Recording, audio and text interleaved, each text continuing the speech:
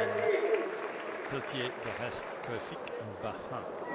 But we're going to move down to the start for the men's eights.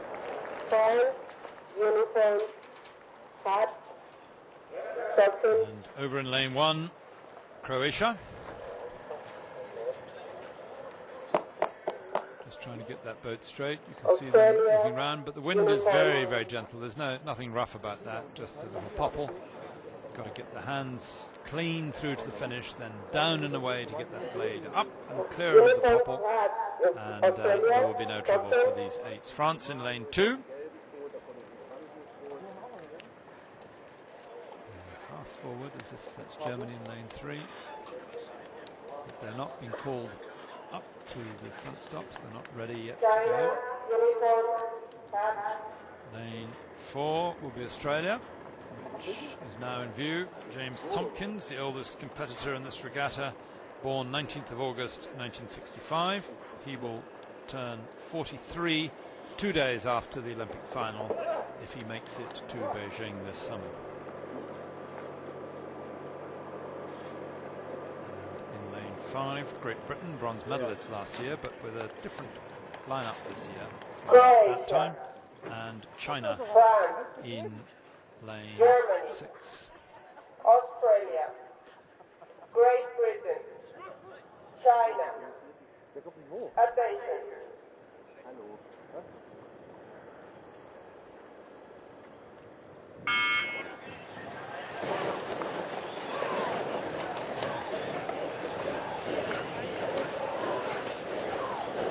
Good clean start and nothing too serious to pick out of that. Everybody seemed to move much as expected. I'm interested to see Croatia already with bow side pulling stroke side round, and starboard pulling port round. And if you can't get it straight in an eight, you better focus something else. That's Great Britain. Colin Smith, not a lightweight at all, one of the great small performers on the open weight stage. The fourth Oxford boat race oarsman to stroke a crew in today's final, along with Hodge, the men's four winner, Anche Kojurin. But now we've switched to China, which in lane six is expecting to get an early lead, having qualified fastest for this, but in fact the leaders look to be Australia. Mentioned Tompkins at 42, turning 43 this summer, and he says they've trained harder than before. He's trained harder than before, and they're coming here to do something special. Australia, not really so impressive a year ago when United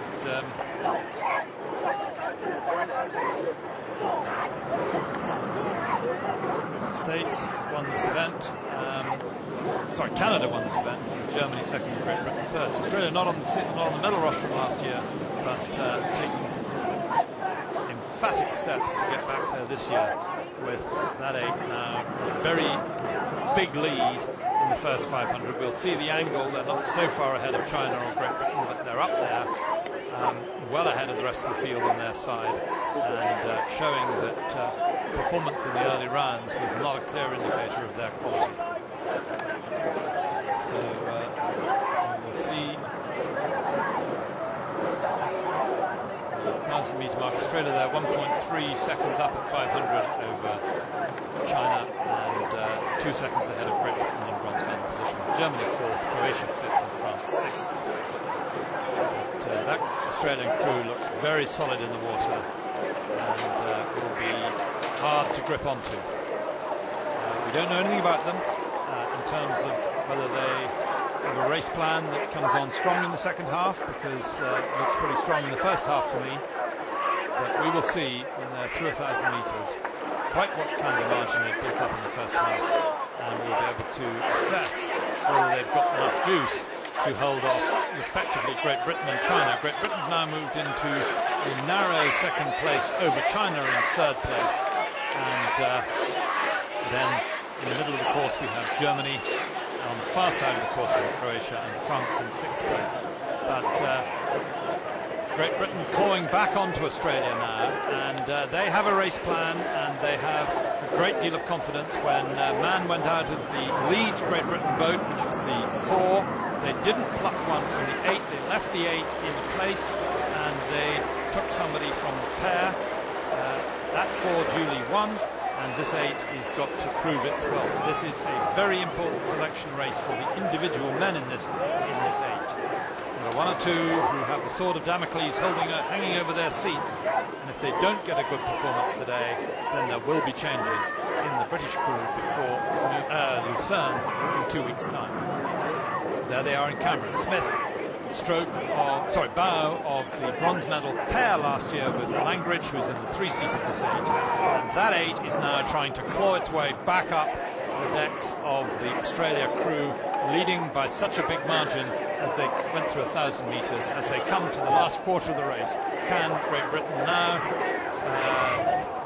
canvas and 2 men up on China? Can it haul back these Australians and show them that they went out too far, too fast in the first half of what will be a slow race in times, because of course we've got this headwind, but looks like a pretty humdinger of an 8's final. Great Britain now closing to 1.32 seconds deficit, which means they've clawed back 0.7 of a second from Australia in that third 500, and were fastest in that third 500. Can they make it? Can they get back 1 over 500 metres? They are closing on Australia now. Australia, the lactic will be beginning to burn. They took a lot out of themselves in that first 1,000.